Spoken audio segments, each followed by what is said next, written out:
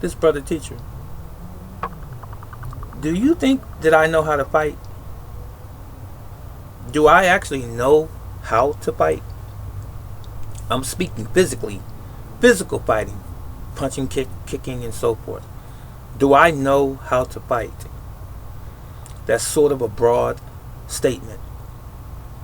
You see, I'm not one who gets caught up in that ideology, if you will, of, you know, bigger is badder, or how much street cred you have, and how many wins and losses you have, and how much of a reputation you have in the street determining that you know how to fight. Is that the measuring stick or the gauge that people use to determine whether or not someone is a fighter? How many boxing matches you won, if you box? How many jiu-jitsu matches or grappling matches you've won? What is all that? That's superficial. Where the rubber actually meets the road, in the way in which I think, is this: can you protect yourself? There are many police officers that have never fired their weapon and have been on the force for 10, 15 years. They've never fired their service weapon. Doesn't mean that they can't shoot. Doesn't mean that they can't hit a target in a confrontation and that they won't kill you. I think not. You see, it all boils down to your mind, your frame of thought, and how you train.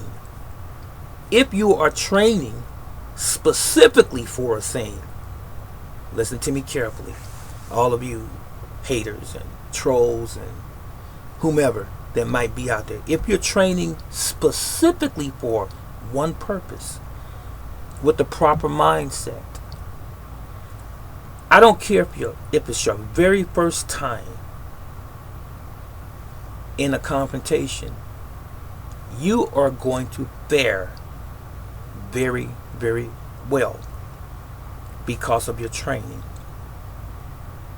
You see, police officers train to kill.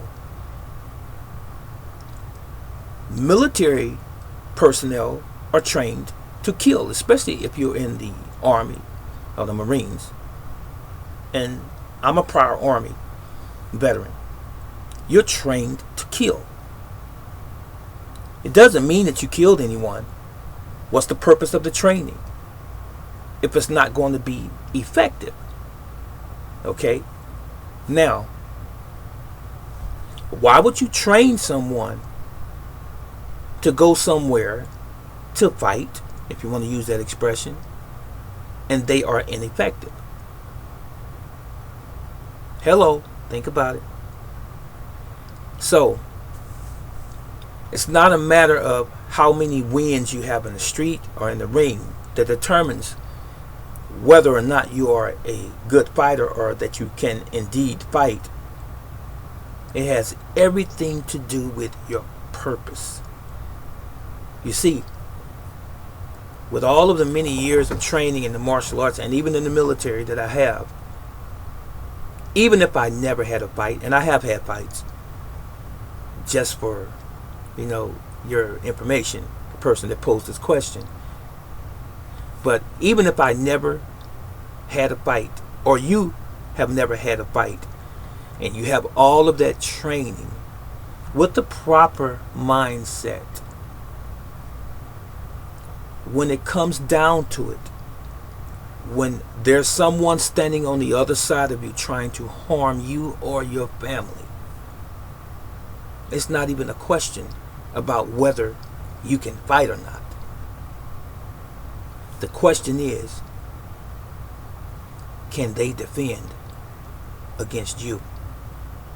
Because if you have a true purpose, and none of us should ever invoke a situation or provoke a situation, because fighting should always be the very last thing on any human being's mind who wants to preserve self and that of their families.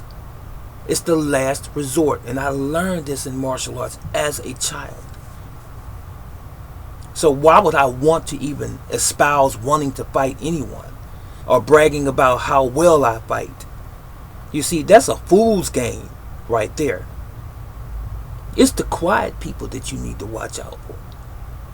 It's the people who appear to be very passive and calm and rational that you really need to watch out for.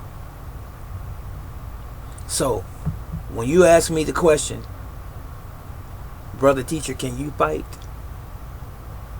Based on everything that I just told you, you answer me the question. Can I fight?